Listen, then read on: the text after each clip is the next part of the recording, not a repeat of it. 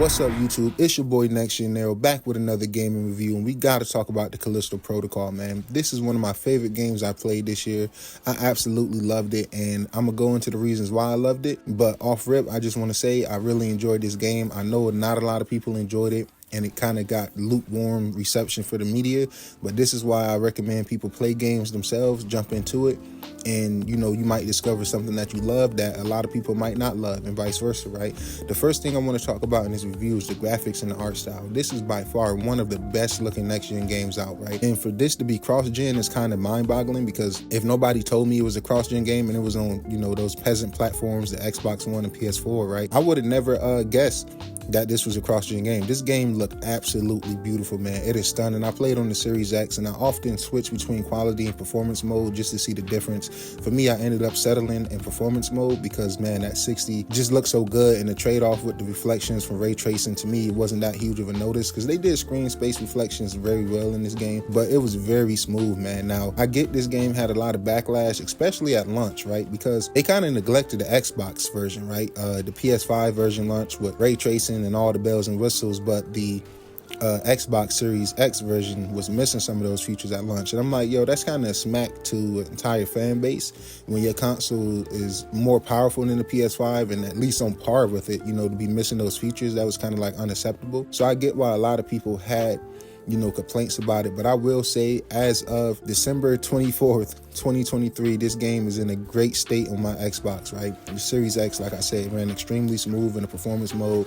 The quality mode ran great as well. Good motion blur implementation, and the ray tracing was absolutely gorgeous as well. Like I said, I flipped between both, so it is nice that the problems that was there at launch has been cleaned up and the game is in a good shape. Although I understand why people is getting extremely tired of games launching in bad states and having to be fixed down the road. We even dealt with some of that this year in 2023 with Jedi Survivor and other games that had to be cleaned up. So it's like, it's frustrating, but shout out to the devs that stick to it and don't give up on the games, because these games can launch in bad shape and just never get looked at, and never get fixed. But shout out to Striking Distance Studios and Crafting, the publishers, to stick with this and iron out the problems on the Xbox version. I really appreciated that.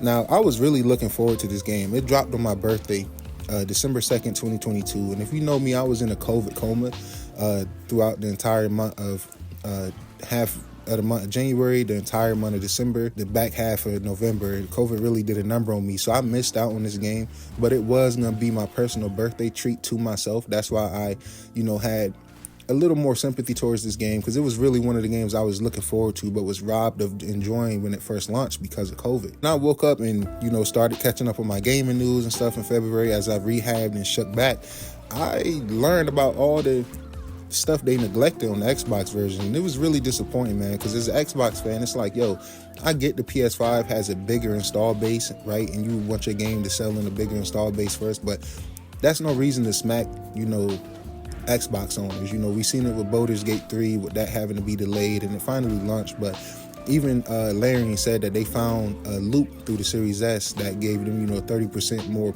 I don't know if it was RAM or power or whatever they found. There's articles out there, you can look it up, but every platform benefited from that. So my thing is, I would love if you devs please start utilizing what is in the Series X and S, and even the PS5, man. It's a lot of things in it to help people out. Variable rate shading, VRR, you got FSR 2.1 and 3, all these things is here. So I don't want to make excuses for the devs, and I was disappointed because it's like, that turned away a lot of Xbox fans, and I feel like a lot of people is going to look over this game. But coming fresh off of playing the Dead Space trilogy, I just did a review for Remake a few weeks ago. You can check that out on the channel as well. I'll put that link down in the comments. But this game was great, man. I don't want to compare it to Dead Space, and I hate that it constantly get compared to Dead Space, with the producer and the original Dead Space head guy, pretty much running this entire game, and this is his vision and this is his spiritual successor to Dead Space. I enjoyed it, and coming from Dead Space trilogy, I enjoyed it just as much as I enjoyed the remake, truth be told. I wasn't a fan of 3 that much. I just beat that recently, and that game definitely has its problems. So I would say Callisto is definitely better than Dead Space 3. I don't think a lot of people would disagree with that, right? But I will say I really put it up there next to Dead Space Remake. If I had to put a number on it, I would give Dead Space Remake a 9.5 and maybe Callisto a 9. maybe an 8.8, something in that area, but I really don't have too many complaints, right? So, the setting is top tier. I love the atmosphere in this game. It definitely lived up to my standards and what I was expecting. The story and voice acting was amazing, right? Jacob Lee was a great protagonist, and the story kind of throws some loops at you, and it kind of makes me want to invest even more into this universe and find out like what's really real, what's really going on. I'm not going to spoil anything, as I usually try not to do in my reviews, but I would just say the story and the voice acting was definitely top tier, and I really enjoyed it. And okay, the gameplay and combat was very crispy.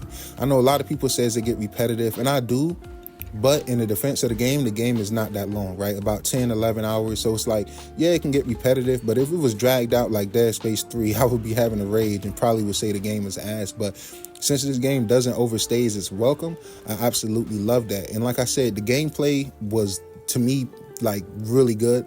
Coming from playing the entire Dead Space, my bad, trilogy, it was really refreshing, right? To go from, shooting off limbs and stuff like that to just having some real melee combat that really packed the punch. The guns felt good, the melee felt good, the dodging mechanic I thought was really dope. I know a lot of people did not like the entire combat and the controls, but I think the controls was great. I really do. I think everything about the combat and the gameplay, to me personally, right, this is my review, my channel, I think it was really good, and I think it was dope. And I know this game wasn't a huge hit financially, but I truly do hope this game get a sequel in the future, and to continue the story. I do want to check out the DLC, and I would probably review the DLC whenever I get a chance. So I want to end this review with, do I recommend it, and is it worth buying? It is absolutely worth buying, especially if you catch it on sale. Got it for $24. That's an extremely great deal. Holiday season, I extremely recommend it. I think it is worth playing, worth sitting through, if not for anything else, at least for that combat, at least for that next gen feel and the next gen look. It's been your boy Next Gen Nero. This is my opinion and my review of the Callisto Protocol. I'll catch you guys in the next one. Make sure you like, make sure you subscribe. Peace.